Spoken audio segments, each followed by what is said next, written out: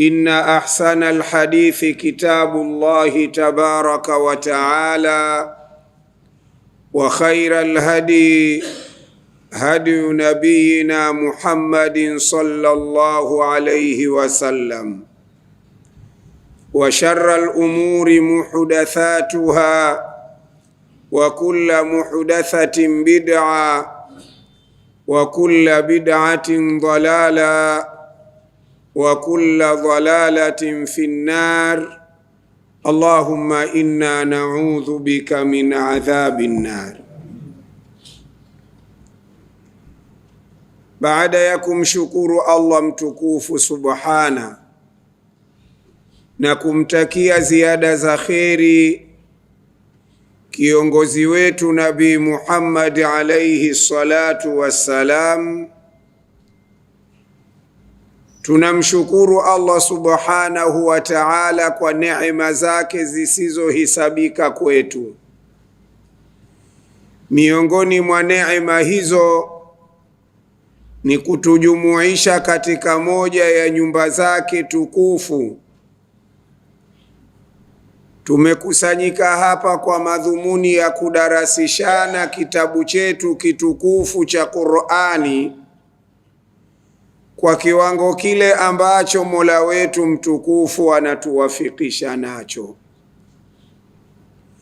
Kupitia mkusanyiko wetu huu aliyotuwafikisha Allah subhanahu wa ta'ala, tunamuomba akatujumuishe na kutukusanya kama hivi katika pepo za Firdausi, tukiwa pamoja na mtume wetu Muhammadin sallallahu alayhi wasallam. Tuko katika sura ya 13, Suratur Ra'd, na darasa lililotangulia lilisimama katika aya ya 4, kauli ya Mwenyezi Mungu subhanahu wa ta'ala, wa fil ardi qita'un mutajawiratun wa jannatun min a'nabin wa zar'un wa nakhilun sinwanun wa ghayru sinwan yusqa bima'in wahid wa nufaddilu ba'daha ala ba'din fil ukuli inna fi dhalika la ayatin inna fi dhalika la ayatin liqaumin yaqilun. Hapa ndipo tulipokuwa tumesimama katika darasa lililotangulia.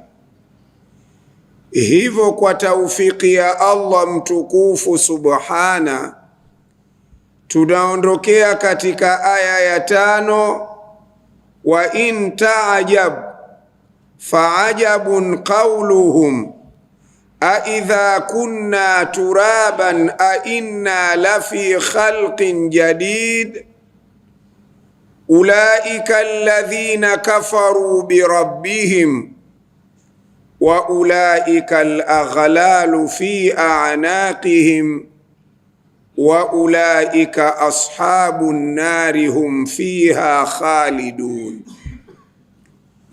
Mtume sallallahu alayhi wasallama amezaliwa Maka, pamoja na kwamba alifiliwa na wazazi wake mapema mno, lakini alilelewa Maka. Tabia zake watu wa Maka wote wanazijua. Alisifikana Bwana Mtume sallallahu alayhi wasallama na sifa ya ukweli na sifa ya uaminifu, mpaka alifikia kuitwa jina la laqabu kwamba Muhammad as-Sadiqul Amin, mkweli tena muaminifu.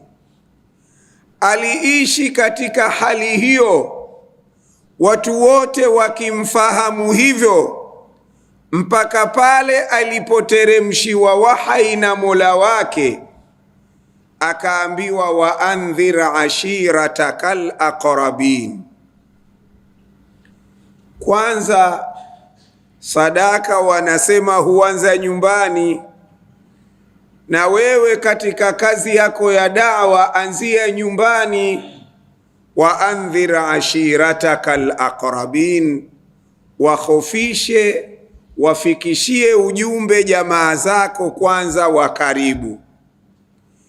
Kwa hivyo Mtume sallallahu alayhi wasallama alitekeleza amri hiyo kwa kuwakusanya jamaa zake wa Kikuraishi, akiwauliza masala kwanza, kama nitawapa habari nyuma ya mlima kuna jeshi linakuja kuivamia Makka na watu wake, je, mutaniamini na kunisadikisha?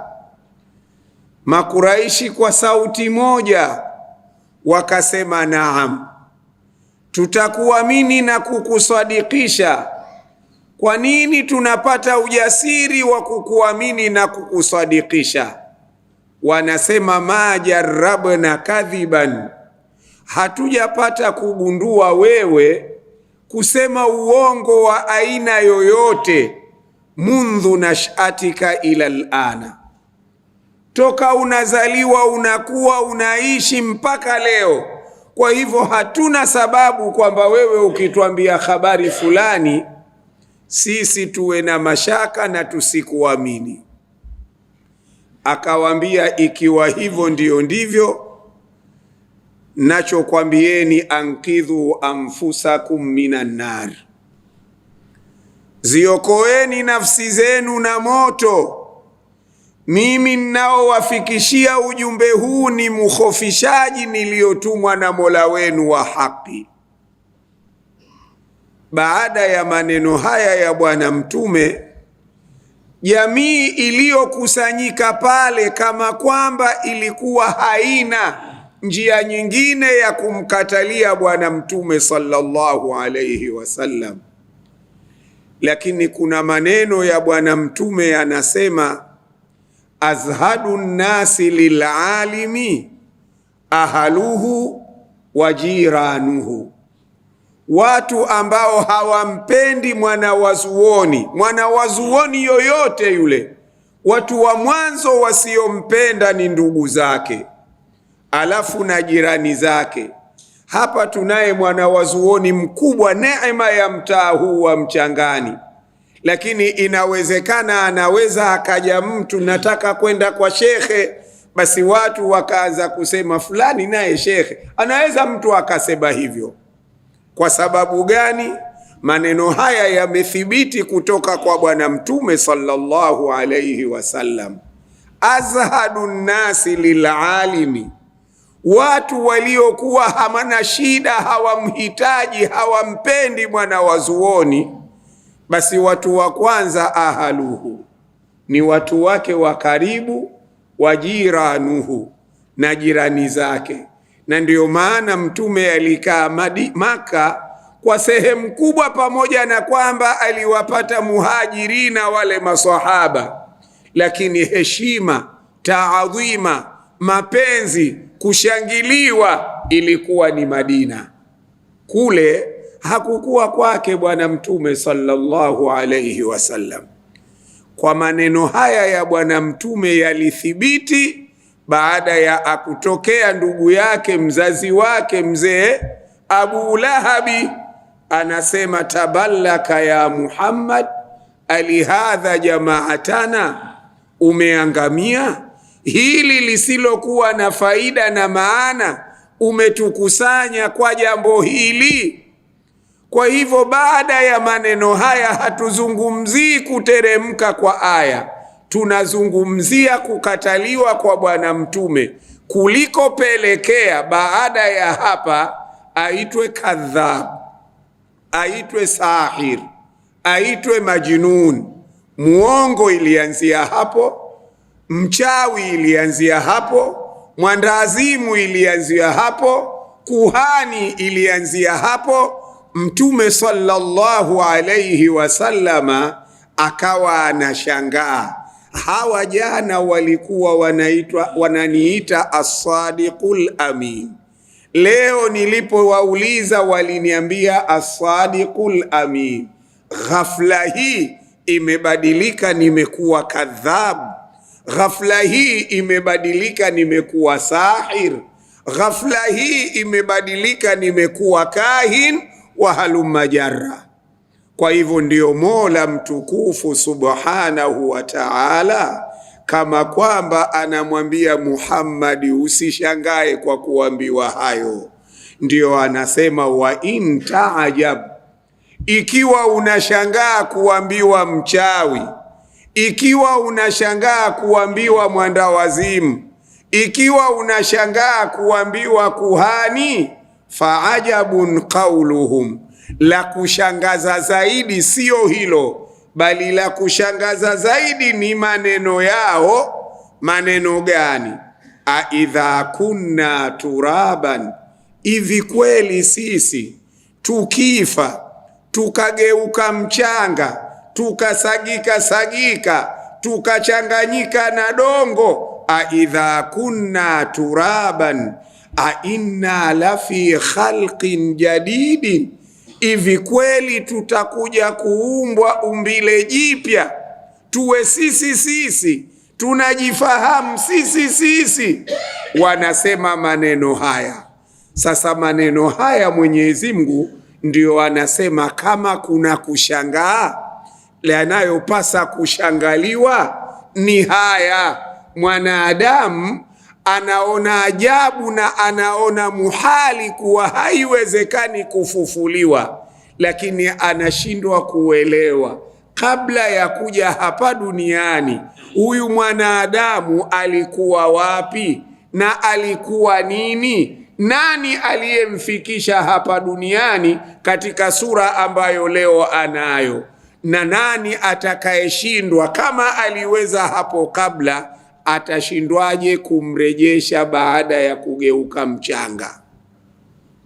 Ndiyo Mwenyezi Mungu anamzungumza mtume wake Muhammad, maneno anayosema Allah, wa in ta'ajab, kama Muhammadi unashangaa, basi hayo ya kuambiwa kahin, hayo ya kuambiwa sahir, hayo ya kuambiwa kadhab, hayo ya kuambiwa majnun, haya yote si lolote si chochote. Faajabun qauluhum, la kushangaza zaidi na la kuonewa ajabu ya kweli ni yale maneno yao, aidha kunna turaban, sisi tutakapogeuka tukawa dongo, ainna la fi khalqin jadidin, kweli sisi tutaumbwa umbile jipya.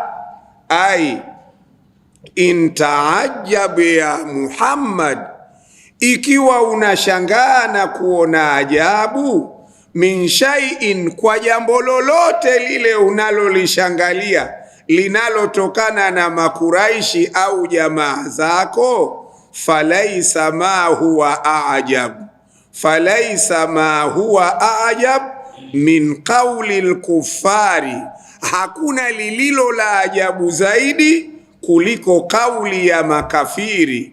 Iko kauli ya makafiri, aidha mitna, kauli yenyewe tukifa, wa asbahana rufata, tukageuka mchanga uliochakaa, tumeoza, tumepotea katika ardhi. Hal sanubathu min jadidin, kweli tutafufuliwa upya? Kwa nini Mwenyezi Mungu anasema hili la kushangaza zaidi? Fa inna inkarahum lilba'thi haqiqun an yutaajaba minhu, kukanusha kwao kufufuliwa hili ndiyo linalopasa na kustahiki kuonekanewa ajabu. Kwa nini?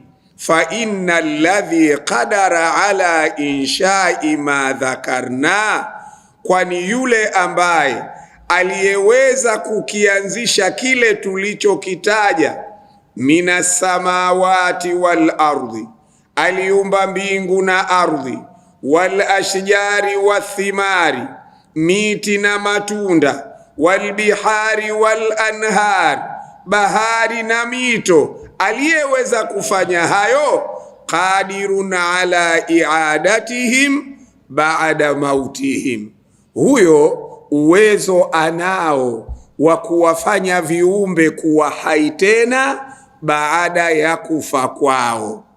Katika suratu Swafati, Mwenyezi Mungu mtukufu anamzungumza mtume wake, anasema bal ajibta, wewe Muhammadi unashangaa na haya maneno wanayoyasema haiwezekani kufufuliwa. Wewe unashangaa, lakini wao wayaskharuna, wanafanya shere na kejeli, wala hawazingatii chochote.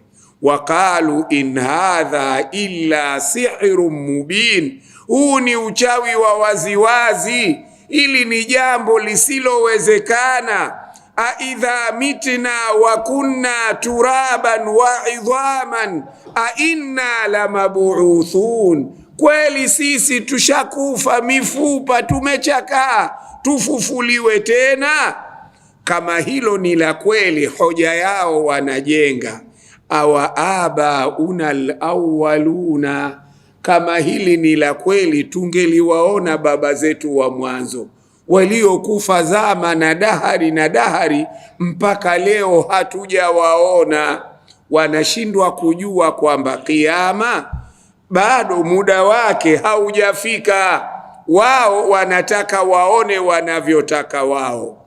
Mwenyezi Mungu akamwambia mtume wake, kul naam, waambie suala la kufufuliwa halina shaka, wa antum, ili hali nyinyi wakati huo mtakapofufuliwa, dahirun, mtakuwa dhalili, mtakuwa wadogo, mtakuwa duni. Hata kama hapa mulikuwa wanene, mkapanuka, mkawa mnajihisi, lakini maadamu hamkuamini siku ya kiyama, mukachukua maandalizi ya siku ya kiyama, siku hiyo mtakuwa wadogo sana. Thumma radadnahu asfala safilina illa alladhina amanu wa amilu salihati, hawa hawatakuwa dhalili na hawatakuwa duni. Haya maneno ndiyo anayoyasema Mwenyezi Mungu.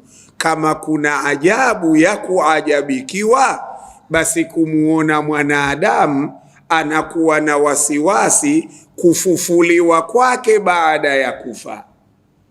Katika suratu Yasin anasema Mwenyezi Mungu subhanahu wa ta'ala, wa dharaba lana mathalan wa nasiya khalqahu qala man yuhyi al'idhama wa hiya ramim. Kafiri mmoja akachukua mfupa wa binadamu uliochakaa, ukiufanya hivi unatoka unga. Anamwambia Muhammad, unadai mfupa huu utakuja kufufuliwa tena? Ndio anasema Mwenyezi Mungu subhanahu wa ta'ala, dharaba lana mathalan, eti anatupigia mifano sisi ya kejeli na utovu wa adabu. Dharaba lana mathalan wa nasiya khalqa, anasahau asili yake, ametoka wapi. Qala, anauliza kwa jeuri, man yuhyi al'idhama wa hiya ramim, nani anaweza kuihoisha mifupa iliyochakaa? Mwenyezi Mungu anamwambia mtume wake, qul yuhyiha alladhi anshaaha awwala marra, kuna aliyeuanzisha mfupa ulikuwa haupo, mpaka wewe unakuja kuuita mfupa, umeuona baada ya kuwepo, lakini ulikuwa haukuwapo huo. Basi aliyeweza kufanya hivyo atakufufua, akutie katika moto wa Jahannam. Haya ndiyo maneno ambayo mtume wetu anaambiwa na Mola wake. Wa in taajab, kama unashangaa, kama unaona ajabu, faajabun qauluhum, la kushangaliwa zaidi na kuonewa ajabu zaidi ni yale maneno yao makafiri aidha kunna turaban, sisi tutakapogeuka kuwa michanga. Ainna, hivi kweli. Hiyo hamza ni hamzatul inkar, kwa maana wao wanakanusha, haiwezekani kuwa sisi tufufuliwe. Ainna lafi khalqin jadidin. Maneno haya waliokuwa wakiishi nayo makafiri wa Maka katika hizi zama zetu, yanarudi maneno haya, pamoja na kwamba watu hawatamki waziwazi kwamba hakuna kufufuliwa, lakini uko msemo wa sehemu kubwa ya vijana, bwana we mie nafanya, kwani mtu mwisho wake si kufa tu, ukifa si basi. Anadhani kwamba ukifa si basi, na wallahi sio ukifa si basi, safari inaendelea. Ulaika, Mwenyezi Mungu anatoa taarifa, ulaika, watu wanaokanusha kufufuliwa, alladhina kafaru birabbihim, ndio wale ambao walioupinga na kuukanusha uwezo wa Mola wao. Ulaika, watu hao wenye kukanusha kufufuliwa na kuhisabiwa, alladhina, hao ni watu ambao kwamba kafaru, hao wamepinga na kukufuru, birabbihim, wanapinga uwezo wa Mola wao. Mola wao wanamuweka katika daraja ya kibinadamu, kwamba hili ni jambo lisilowezekana. Kwa hivyo watu wenye kupinga kufufuliwa ni makafiri. Ay haulai alladhina ankaru alba'atha, hawa waliokanusha kufufuliwa, humul jahiduna, hawa ndio wale wenye kupinga liqudratillah, wanaopinga uwezo wa Allah subhanahu wa ta'ala. Na kuanzia aya ya kwanza katika sura hii mpaka ile aya ya 4 tuliyosimama, Mwenyezi Mungu alitoa dalili mbalimbali zinazothibitisha juu ya uwezo wake. Miongoni mwa dalili hizo ni kwamba Mungu ametwambia anateremsha maji ya aina moja, lakini vinavyokuja kuzaliwa na maji hayo vinatofautiana rangi zake, zinatofautiana ladha zake, na hata katika kukomaa kwake, vingine vinakomaa kwa kuwa vyeusi, vingine vinakomaa kwa kuwa vya rangi zambarau, vingine vinakomaa kwa kuwa vya njano, vingine vinakomaa kwa kuwa vyekundu, vingine vinakomaa kwa kuwa rangi tofauti, basi na ladha tofauti, lakini bima'in wahidin, kwa maji ya aina moja. Katika suratul Qiyama, la uqsimu biyaumil qiyama, Mungu anasema naapa, wala uqsimu bin nafsi lawama, ayahsabu linsanu allan najmaa idhama. Anasema anavyofikiria kafiri au mwanadamu asiyekuwa Muislamu, siku ya Kiyama tutashindwa kukusanya mifupa, kila mtu kumkabidhi mfupa wake. Ayahsabu linsanu allan najmaa idhama. Subhana, anasema bala, mawazo anayoyafikiria siyo sahihi. Qadirina, sisi uwezo tunao, ala an nusawiya banana, juu ya kuvipanga vile vifundo vya vidole. Vifundo vya vidole vyangu mimi hatopewa mwingine, na vifundo vya mwingine vitabaki vyake mwenyewe. Bala qadirina ala an nusawiya banana, bal yuridu linsanu liyafjura amama. Anataka tu mwanadamu akanushe hakuna kiyama, hakuna hisabu, lakini suala la kufufuliwa lipo na suala la kulipwa lipo. Allah anatuambia in ahsantum ahsantum li anfusikum, kama mutafanya mambo mema, eleweni malipo yatarejea kwenu wenyewe. Wa in asaatum, na kama mtaamua kufanya maasi na kwenda kinyume na maelekezo ya Allah subhanahu wa ta'ala, falaha, jukumu au mzigo wa madhambi hayo yatarudi katika nafsi ya huyo aliyoyachuma maovu. Wala taziru waziratun wizra ukhra, katika aya nyingine. Ulaika alladhina kafaru birabbihim, wanaokanusha kufufuliwa wanakanusha uwezo wa Allah subhanahu wa ta'ala, na kwa kuwa wanakanusha uwezo wa Allah, wa ulaika al-aghlalu fi a'naqihim, na watu hao tayari wameshathibitikiwa mapingu kufungwa katika shingo zao. Mkono wa kushoto utapelekwa juu ya bega la kulia na mkono wa kulia utapelekwa katika bega la kushoto, alafu mikono ivutwe nyuma huku wafungwe pingu, kwa maana shingo yake itanyanyuka kuangalia juu. Hiyo ndiyo hali itakayokuwa siku ya Kiyama. Wa ulaika al-aghlalu, na watu hao mapingu, fi a'naqihim, yatakuwa katika shingo zao. Ayughalluna bisalasili, watafungwa kwa minyororo. Fi a'naqihim, siku ya Kiyama. Fi a'naqihim, katika mashingo yao. Yaumal qiyamati, siku ya Kiyama. Wa ulaika ashabun nari, na wote wenye kupinga Kiyama hao ni watu wa motoni. Hum fiha khalidun, na wakisha kuingia motoni makazi yao makafiri ni milele. Tumeshuhudia katika aya Mwenyezi Mungu subhana anawazungumza watu wa motoni kwamba watapewa amali zao kwa kupokelea mikono ya kushoto nyumba ya migongo yao, alafu watakuwa wanalalamika.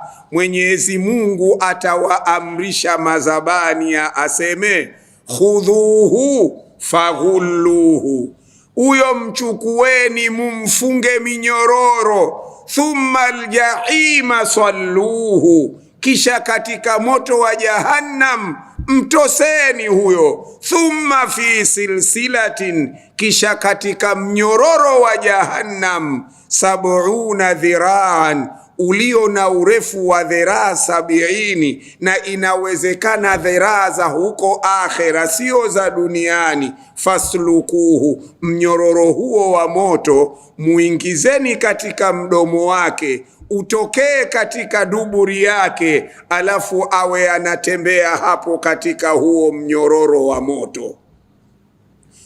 Adhabu hiyo wataipata wale wenye kwenda kinyume na amri za Allah na wakaukufuru uwezo wa Allah.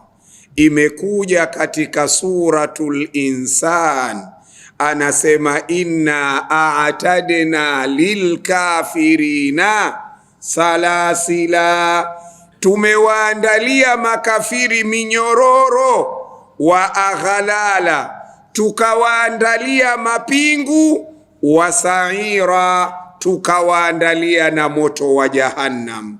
Ndio Mungu anasema ulaika al-aghlalu fi a'naqihim, hao watu hao wameshathibitikiwa kufungwa mapingu katika shingo zao. Sio hivyo tu, wa ulaika ashabun nari, na watu hao ni watu wa motoni. Naudhu billahi min dhalika. Hum fiha khalidun, wao katika moto wa Jahannam makazi yao ni makazi ya milele. Wale wanaokufa hali ya kuwa ni makafiri, wakiingia motoni hawatatoka tena. Ama Waislamu wenye kutekeleza twaa, ikitokea bahati mbaya wakafanya maasi, kwa fadhila zake Allah, msimamo wa Ahlus Sunna wal Jamaa wanasema wataadhibiwa kulingana na makosa yao, lakini baadaye Mwenyezi Mungu atawatoa katika adhabu ya Jahannam. Hiyo ndio itikadi ya Ahlus Sunna wal Jamaa. Aywa hum fi jahannama mukhalladuna fiha abada, watawekwa milele humo. La yamutuna fiha, hawatakufa ule ufaji wa kutokuhisi machungu, lakini wala yukhrajuna, na wala hawatatolewa katika moto wa Jahannam wakahisi kupata nafuu ya adhabu ya Jahannam. Allah mtukufu subhanahu wa ta'ala anaendelea kuzielezea kejeli za makafiri kwa Bwana Mtume, kejeli za makafiri kwa Waislamu, alipokuwa Mtume anawaambia kwa mwenendo wa kwenda kinyume na amri za Allah, usoni mnakoelekea kuna adhabu na moto wa Jahannam. Wakawa wanamfanyia istihzai na kejeli. Kama hiyo adhabu ipo kweli, siye tunaitaka ije hivi sasa. Ndiyo Mwenyezi Mungu anasema wayastaajilunaka, wanakuharakisha wewe Muhammadi, bisayiati, wanakuharakisha ije adhabu, iwajilie adhabu kabla alhasanati, kabla ya mambo mazuri au kabla ya rehma za Mwenyezi Mungu.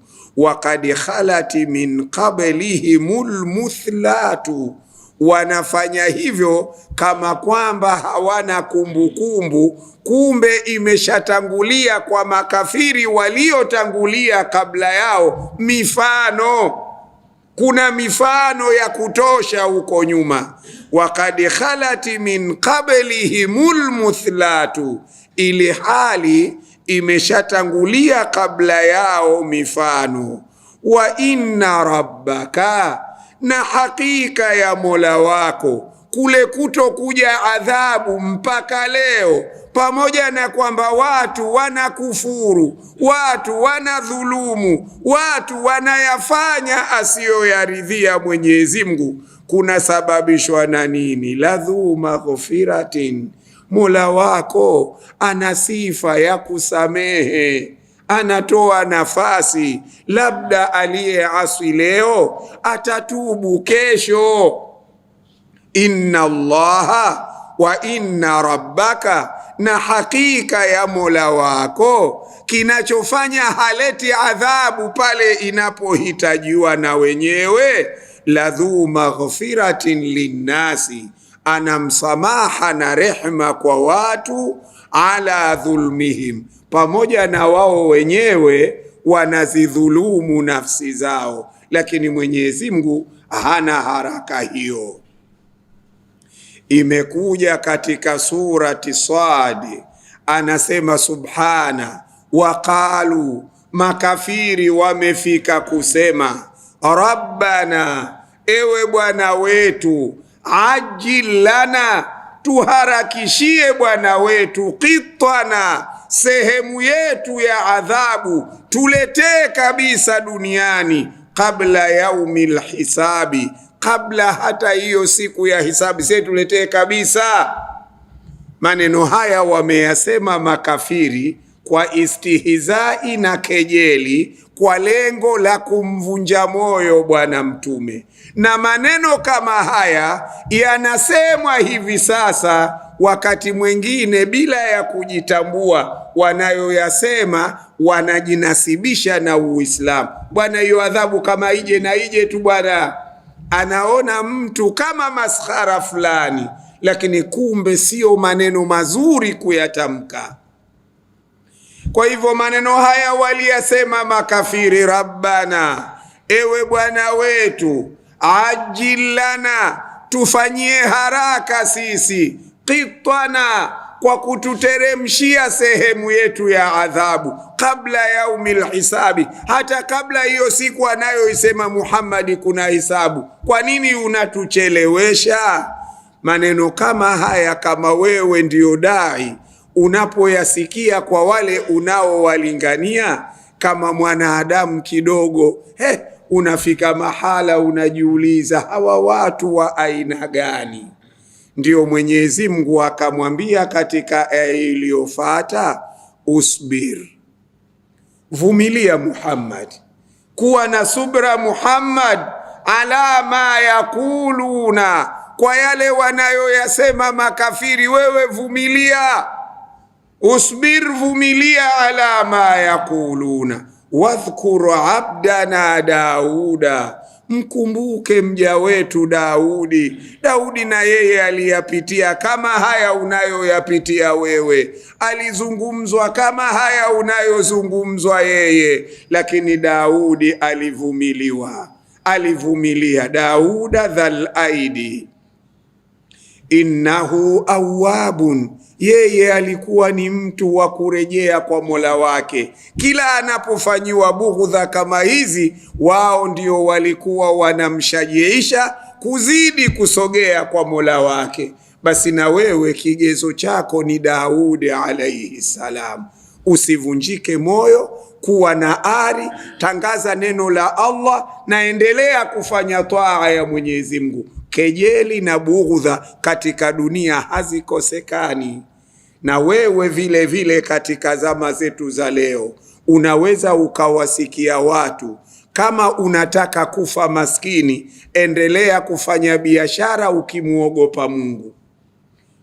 Ukiendelea kufanya biashara ukimuogopa Mungu, kwamba biashara yako wewe unauza katika misingi anayoiridhia Allah, unanunua katika misingi anayoitaka Allah, lakini ikifika wakati unahisabu mapato yako ya mwaka ili uweze kumpa fungu lake Allah, kuna watu watakwambia wewe maisha hutokuwa tajiri, na wewe maisha hutotoka katika hali hii ulionayo ya kimaskini. Wanasema wakati wa kuchuma usiwe na dini, kwanza vuruga, ukishakupata alafu tena ndio utakuja utubie. Si maneno sahihi. Wala kuishi na amri za Mungu hakumfanyi mtu asiwe tajiri, wala kuishi na amri za Mungu hakumfanyi mtu afilisike, wala kuishi na amri za Mungu hakumfanyi mtu asifike katika madaraka, ili mradi uwe mkweli umesimama na Allah. Mwenyezi Mungu atakuchomoa huko uliko akakufikisha pale anapotaka yeye. Dunia imeshuhudia, kuna watu walikuwa wanabeba madumu kwa baskeli. Alipotaka Mwenyezi Mungu alikwenda kuwachomoa huko kwenye madumu na baskeli, akamfikisha pale alipotaka yeye afike. Lakini kwa mipango yake mpaka kesho hajafika tena. Huyo ndiyo Mwenyezi Mungu. Fa innaka taqdi wala yuqdha alaika, maamuzi ni yako wewe Allah, maamuzi yako Allah hayawezi kupingwa. Fa innaka taqdi wala yuqdha alaika, innal hala washan la yadhillu, hawezi kuwa dhalili mnyonge duni man walaita, yule ambaye wewe Mungu umetaka awe katika nafasi fulani. Hakuna anayeweza kuzuia, atafika pale unapopataka wewe. Wala yaizu, wala hawezi kufika katika uazizi, hawezi kufika katika nafasi anayoitaka mtu kuifika man adaita, yule ambaye umeamua asifike. Atazunguka mpaka azeeke, mpaka atakufa afiki pale. Kwa hivyo mipango sio inayomfanya mtu aende, bali Mwenyezi Mungu ndiyo anayetaka fulani afike pale. Tunakwenda pamoja Wayastaajilunaka, Allah anasema wanakuharakisha Muhammad, bisayiati, kwamba ije adhabu kabla alhasanati, kabla ya wema. Ayastaajiluka almushrikuna ya Muhammadu bilbalai waluquba, yaje mabala zije adhabu kabla arrakhai walafia, kabla ya neema na siha. Istaajalu ma huddidu bihi, walitaka haraka kiletwe kile walichoalikiwa kwacho, min adhabi dunia, katika adhabu za hapa duniani. Lakini walisema maneno hayo istihzaan, kwa kufanya shere, wanamkejeli Bwana Mtume, hatuogopi chochote, tuletee hiyo adhabu. Ndio Mwenyezi Mungu anasema waqad khalati min qablihimul muthlatu, hawa wanaotaka ije adhabu ya dunia tayari imeshatangulia kabla yao mifano mingi. Kuna akina Firauni huko, kuna waliomkataa Luthi huko, kuna waliomkataa Saleh huko, kuna waliompinga Hudi huko, kuna waliomkufuru Nuhu huko. Wote hao wameangamizwa. Kwa hivyo Mwenyezi Mungu haharakishwi, Mwenyezi Mungu analeta mambo yake kwa mipango yake. Waqad khalati min qablihimul muthlatu, ay waqad madati uqubatu amthalihim, zimeshapita adhabu mfano wao minal mukadhibina, katika wakadhibishaji. Fama lahum la ya'tabiruna wala yattaidhuna, kwa nini hawa makafiri waliopo leo duniani la ya'tabiruna, kwa nini hawazingatii kwa ya waliowakuta wenzao? Wala yattaidhuna, na kwa nini hawawaidhiki? Mwanadamu huwaidhika kwa lile lililomtokea mwenzake, ndio mwanadamu anavyotakiwa awe, hujifunza kwa lililotokea kwa mwenzake.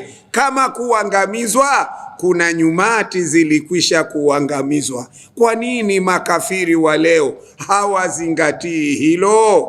Allah anasema wa inna rabbaka, na hakika ya Mola wako, ladhu maghfiratin, Mola wako ni mwenye sifa ya kusamehe, mwenye sifa ya kusamehe. Ladhu maghfiratin, ananasibika na msamaha na kupuuza linnasi, kwa wanadamu, ala dhulmihim, pamoja na dhulma wanazozifanya, pamoja na maasi wanayoyafanya. Lau kama si msamaha wa Mwenyezi Mungu, kama ilivyokuja katika surati Taha, walaula kalimatu rabbika, ndio wa ajalum musamma lakana lizama, ingelikuwa kuadhibiwa na kuangamizwa ilishalazimu. Kwa sababu gani?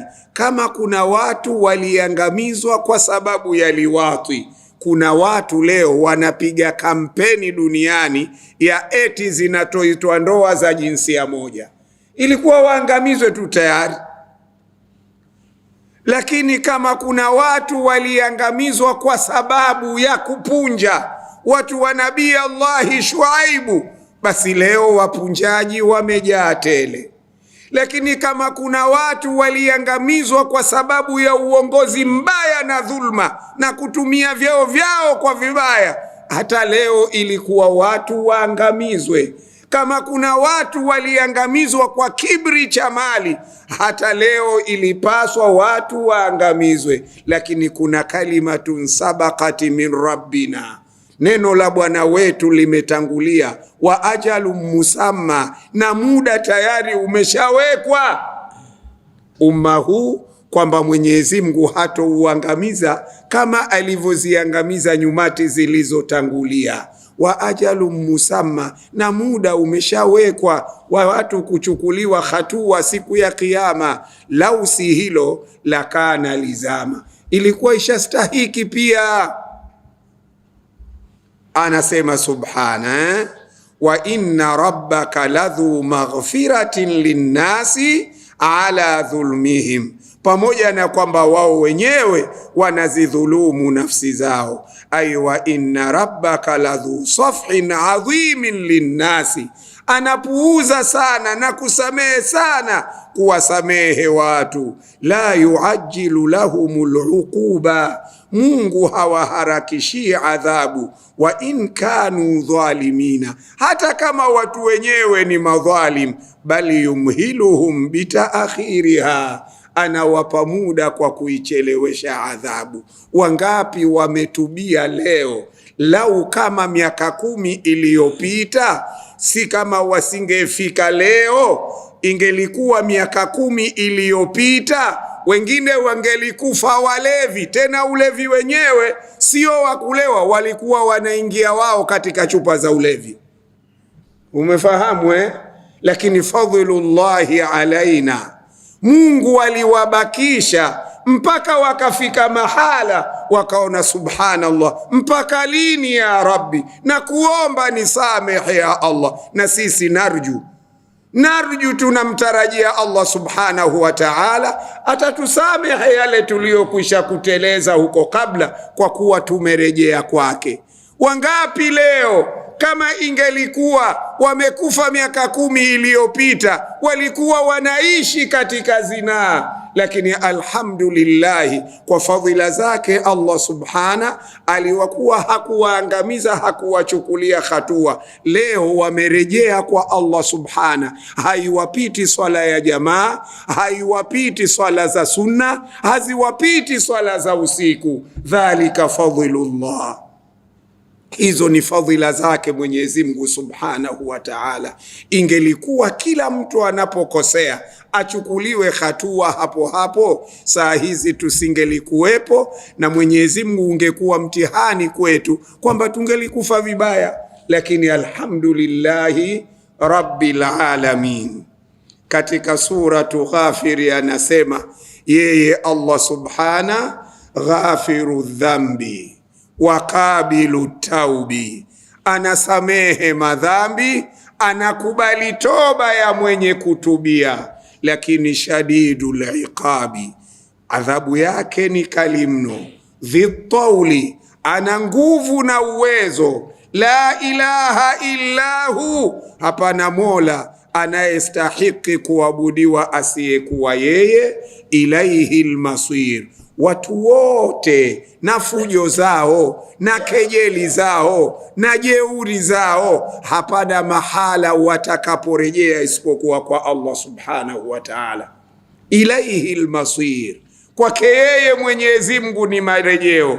Ma yujadilu fi ayati llah, hakuna anayepata ujasiri wa kuzijadili na kuzifanyia kejeli aya za Mwenyezi Mungu illa alladhina kafaru, isipokuwa wale wanaokwenda kinyume na amri za Allah, ndio wanaopata ujasiri wa kuzikejeli na kuzifanyia istihzai aya za Mwenyezi Mungu. Sasa Mungu anakwambia wewe, pamoja na kwamba kuna watu wanafanya kejeli, istihzai, fala yaghrurka taqallubuhum fil biladi, usishughulishwe wewe. Leo ukasikia watu wameruka wako China, kesho ukasikia wako Marekani, kesho kutwa ukasikia wako Ujerumani, wiki ijayo ukasikia sasa hivi yuko Uingereza kenda kufanya checking. Ili lisikushughulishe takalubuhum fil biladi, kwenda huku na kule usishughulike wewe. Kadhabati qablahum qaumu nuhi, walikuwepo watu wa Nuhu huko. Wal ahzab, yalikuwapo makundi makubwa makubwa ya makafiri mimbadihim. Leo wako wapi? Wapo? Hawapo. Basi usishughulike, simama na twaa, simama na ibada, yaepuke makatazo. Usishughulike kwa kuangalia watu leo wameruka kwenda nchi gani, leo wanakula kitu gani. Hilo lisikushughulishe. Tafuna boflo lako, muelekee Mola wako subhanahu wa ta'ala. Mungu amekuwekea vineno huko akhera tunako kwenda. Umefahamiana eh? Hii ni mitihani tu. Mwingine anakula mapema, mwingine anachelewa kula mapema, mwingine mchuzi wake ukimwagia ukafulia nguo unafua tu kama maji, mwingine mchuzi wake ukitia tonge na nasa umo mchuzi mzito. Umefahamu eh?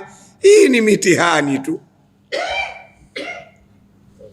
Tayib, wa yaqulu alladhina kafaru wa inna rabbaka ladhu maghfiratin linnasi ala dhulmihim wa inna rabbaka la shadidul iqabi, Mola wako ni mkali wa mateso. Ay shadidul iqabi liman asarra ala almaasi, mateso yake Mungu ni makali sana, hasa kwa yule mtu anayeendelea na maasi, hataki kutubu.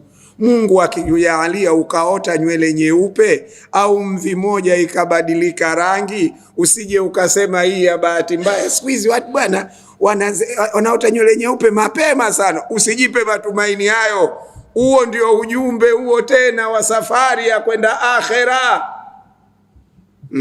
Kuna maneno yamekuja yanasema, man arada mau'idhatan, mtu ambaye anataka kuwaidhika. Maneno haya sijayathibitisha kama hadithi, lakini zitoshe zile nywele nyeupe zile kuwa kwake yeye ni mawaidha, kwa sababu ulikotoka huko umeota nywele, umefanyaje, vimeongezeka vitu.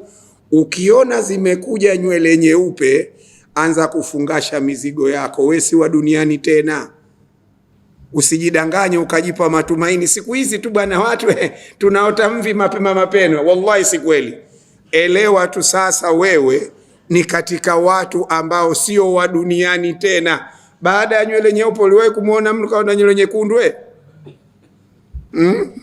Hakuna. Baada ya nywele hizo tena Mwanakwerekwe tu.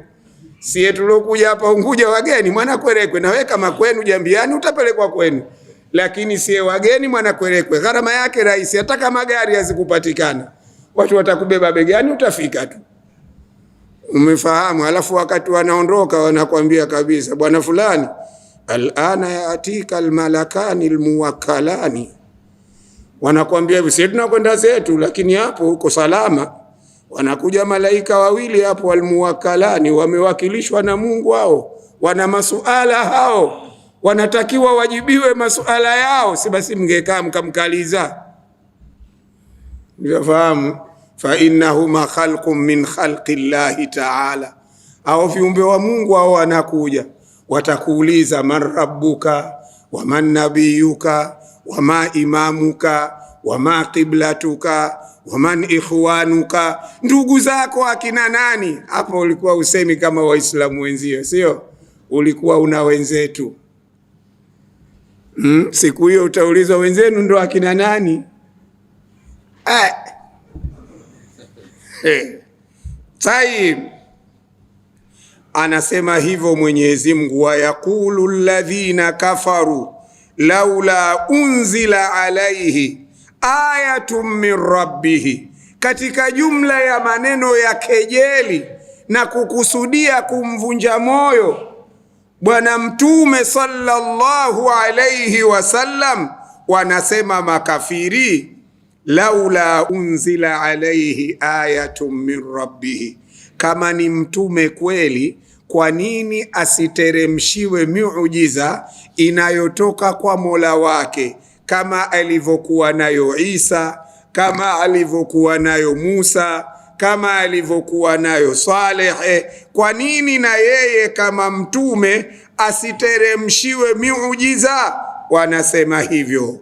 Allah anamwambia mtume wake, innama anta mundhiru, kazi yako wewe ni kuwahofisha watu.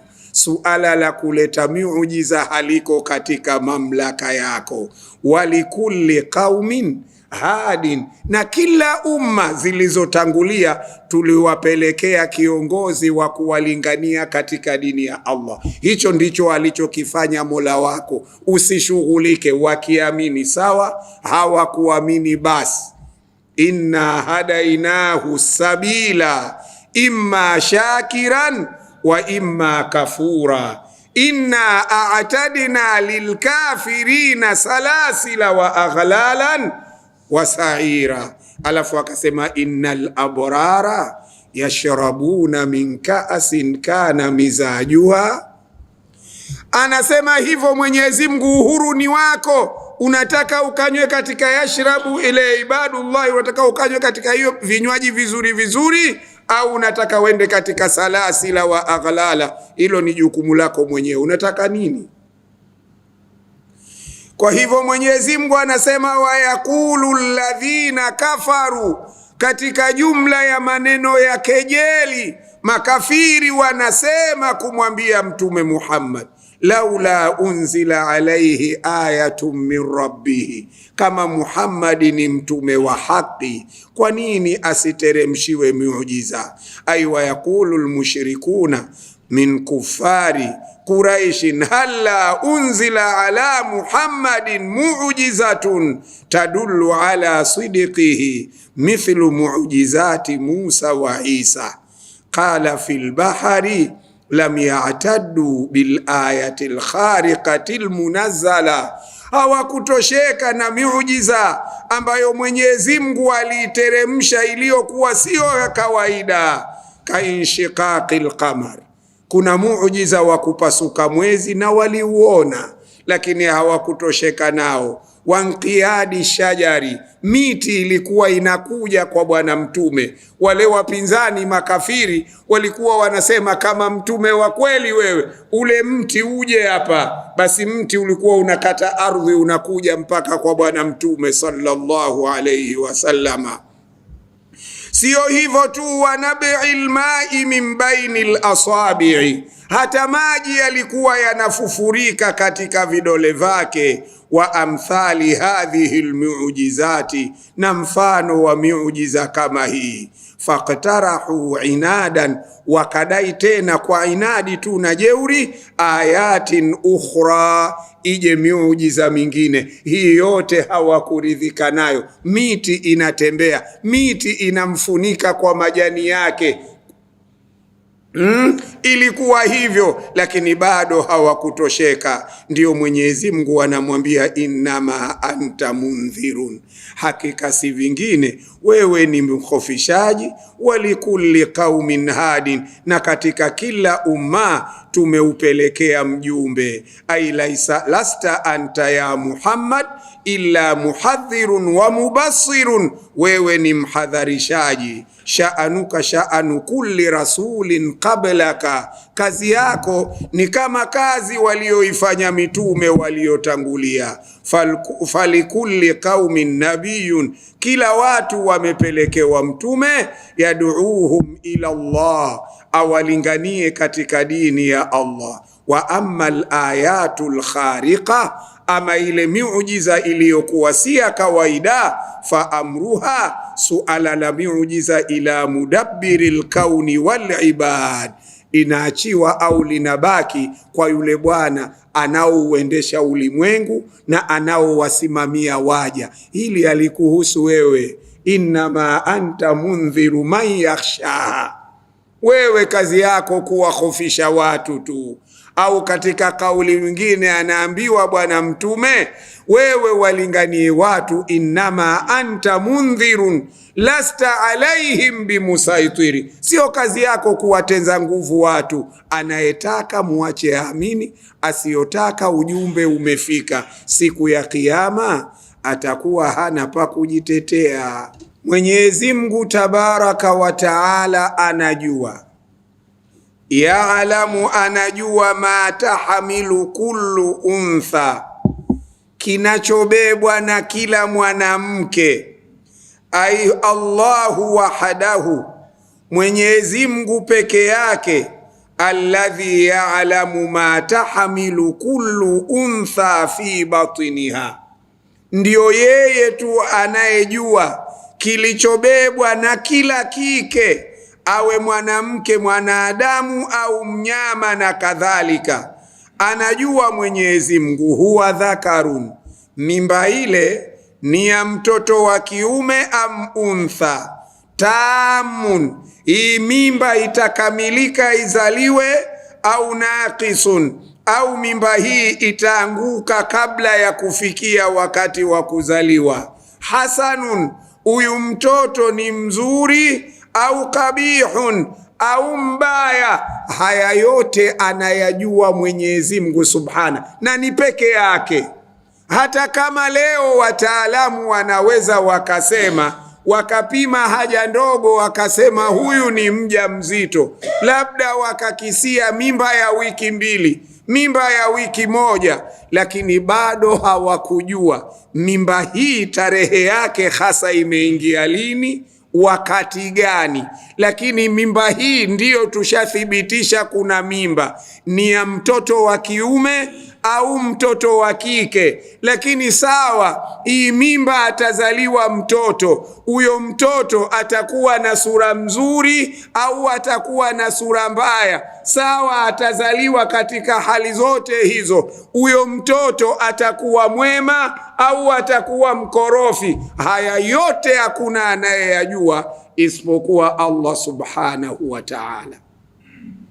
Ndiyo anazungumza hapa, Allahu ya'lamu, na imeanza kwa jumlatul ismiya.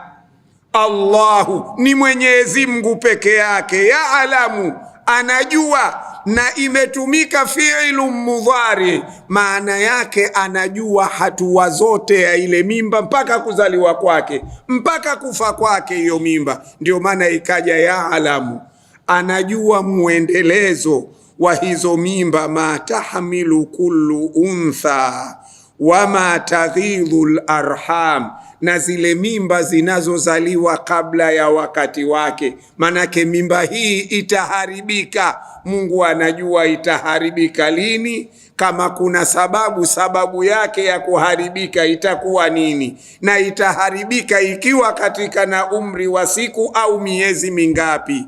Anajua hivyo Mwenyezi Mungu Subhana.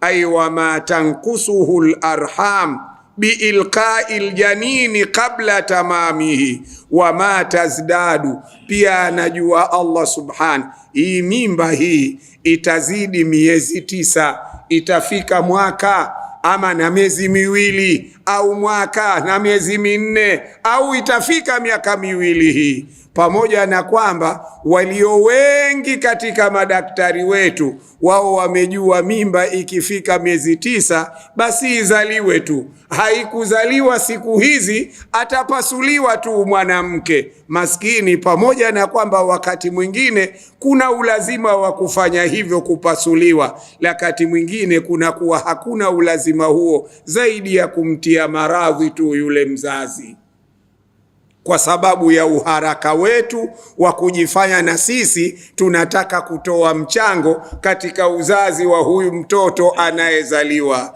Kumbe Mwenyezi Mungu mwenyewe anasema thumma sabila, njia ya kuja duniani ya Mungu Bwana ndio anayepesisha watu wasiwe na haraka. Thumma sabila yassarahu, njia anayepesisha Mungu ya kuja. Na kama huamini, mgoje mwanadamu akisha kutoka nje alafu pewa pesa za dunia nzima, we arudi tena mule tumboni, kama utaweza. Tunafahamiana Wama tazdadu, basi Mungu anajua mimba zitakazozidi umri wake. Ay wama tazdadu ala al-ashhuri 9. Qala Ibn Abbas ma taghidhu, ndiyo hiyo bilwadhi li aqalli min 9 ashhurin. Wa kullu shay'in, anasema Mwenyezi Mungu kila kitu, sio mimba tu, indahu bimiqdarin, mbele za Allah kinatembea kwa vipimo na viwango maalum, kwa kadari na bajeti maalum. Sio vitu kama wanavyosema watu, mabadiliko tabia nchi, neno la kikafiri hili. Umefahamu Hakuna mabadiliko tabia nchi. Mwenyezi Mungu Subhana, kama hayo mabadiliko tabia nchi ni Allah. Yeye ndio anayebadilisha ahwali, ndio anayemtoa huyu akamweka pale, yule akamrejesha pale, huyu akaondoka katika dunia. Nani alijua? Mboni hatukuambiwa miezi 6 iliyopita kama itakuja mvua mwezi huu, mwezi mzima usiku na mchana? Nani alisema hivyo? Ilipoanza kunyesha ndio watu na itakuja siku 7, itakuja siku 8, itakuja siku 2. Umefahamu? kullu shay'in indahu bimiqdarin, kila kitu mbele za Mwenyezi Mungu kiko kwa budget. Ay kullu shay'in min al-ashya'i inda Allah ta'ala biqadarin, kinatembea kwa kadari mahadudin, iliyowekwa, la yatajawazuhu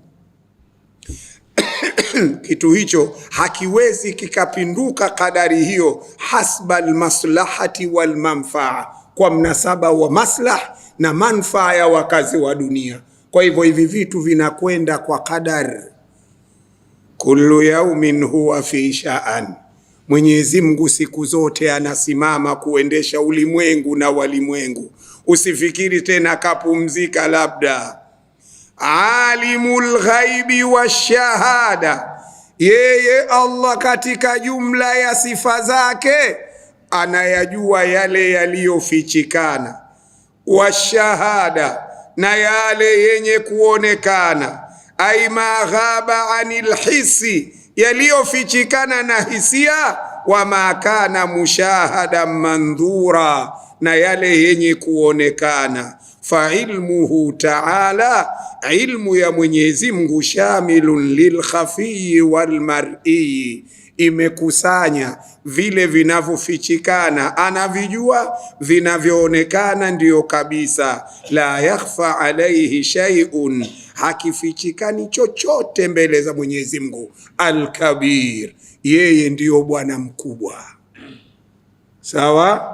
Allahu tabaraka wa taala al-Kabir, yeye ni mkubwa, ukubwa wa utukufu, ukubwa wa cheo, sio ukubwa wa didude au jismu fulani hivi, hapana. Al-Kabir, yeye ndio Bwana mkubwa, aheshimiwe, atiiwe, aogopwe, amri zake zitekelezwe. Liannahu al-Kabir al-Mutaali, aliyetukuka Allah subhanahu wa ta'ala, ayil adhimu sha'ani alladhi kullu shay'in, Bwana ambaye kila kitu dunahu, kiko chini yake, kila kitu kiko chini yake Allah subhanahu wa ta'ala.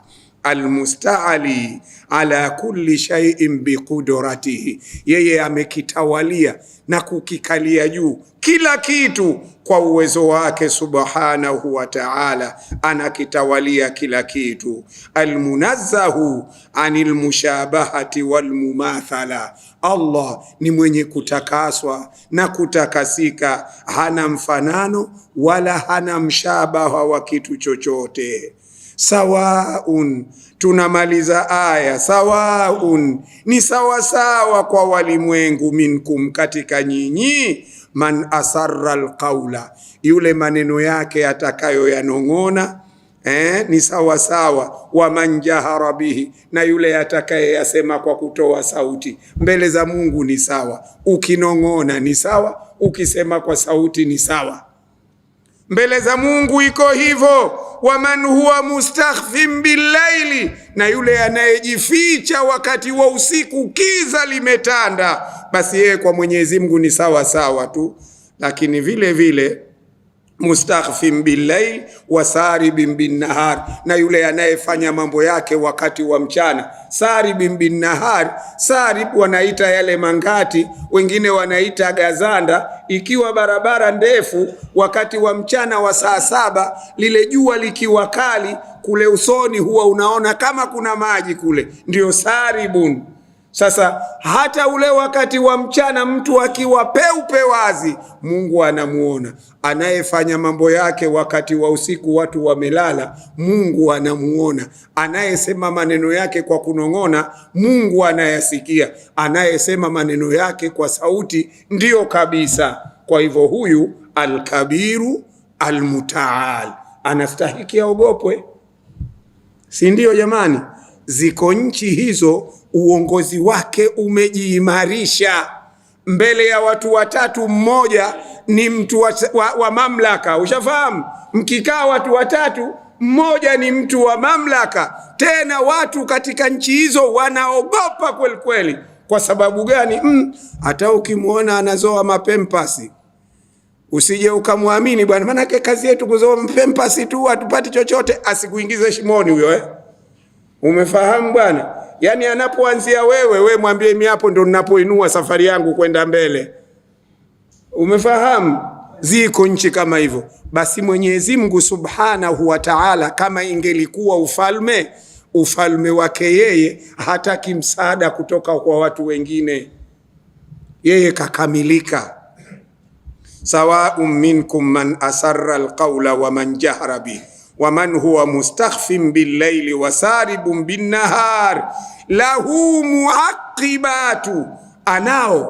Anao watumishi wake wenye kuwafuatilia viumbe wake, min baini yadaihi wa min khalfihi, wanakuwa mbele yake huyo kiumbe na nyuma yake. Malaika hawa amewatuma Allah Subhanahu wa Ta'ala, yahfadhunahu min amrillah. Hawa malaika miongoni mwa wanayoyafanya ni kumhifadhi huyu mwanadamu vile vile kwa amri ya Mwenyezi Mungu. Ndio unaweza ukaona upepo, wewe umeng'oa mwembe, wewe uko hapo, upepo unavuma, haukurushi ukakutupa pale. Umefahamu? Gogo la mwembe lile linaweza likaja upepo likalitikisha likaliangusha chini. Wewe kidogodogo kambili kimo, lakini hujasikia kuna mtu karushwa na upepo kaja kutupa wapi? Kwetu ng'ambu. Umefahamu? Kwa sababu gani? Kuna watu viumbe wanamlinda na kumsimamia mambo yasije yakaharibika. Umefahamu? Lau si hivyo na sisi tungekuwa tunarushwa kama vishada. Tumalize. Lahu muaqibatun min bayni yadayhi wa min khalfihi yahfadhunahu, wa namhifadhi bi amrillah. Inna Allaha, hakika ya Allah mtukufu subhana, la yughayyiru ma biqaumin, habadilishi neema, habadilishi hali, habadilishi mazingira aliyowaneemesha watu, hata yughayyiru ma bi anfusihim, mpaka wao wenyewe waanze kulikoroga. Wakilikoroga neema aliyowapa Mwenyezi Mungu, anachukua mwenyewe neema zake. Bila shaka wakati wetu umemaliza, lakini kuna hadithi ya Bwana Mtume. Anasema Bwana Mtume, auhallahu ila nabiyin min anbiya'i bani Israila, Mungu alipeleka wahai kwa mtume katika mitume wa kibani Israila. An qul liqaumika, anamwambia waambie watu wako, innahu laysa min ahli qaryatin, hakuna watu wa mji wowote, wala ahli baitin, wala watu wa nyumba yoyote, yakununa, watakaokuwa ala taati llah, wanaishi na taa ya Mungu watu hao, alafu fayatahawaluna minha, wakaacha taa ya Mungu, ila maasiyati llah, wakenda kwenye maasi ya Allah, illa hawala Allahu anhum ma yuhibbuna ila ma yakrahuna, isipokuwa na Mungu naye atawabadilishia mazingira, watoke katika yale wanayoyapenda, atawapeleka katika yale wanayoyachukia.